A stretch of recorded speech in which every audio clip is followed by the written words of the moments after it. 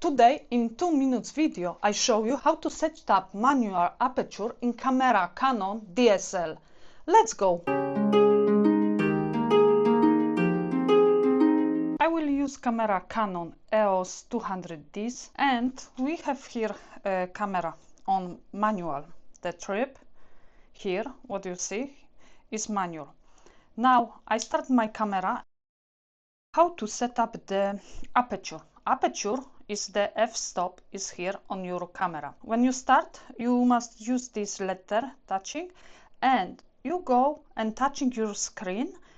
Use the finger, you can change the aperture here, or you use this button here at the top and you move your aperture. But when you want to work with, if we want photography something, here on screen we see as aperture. How we change, because like you see here is something around the green. This is aperture.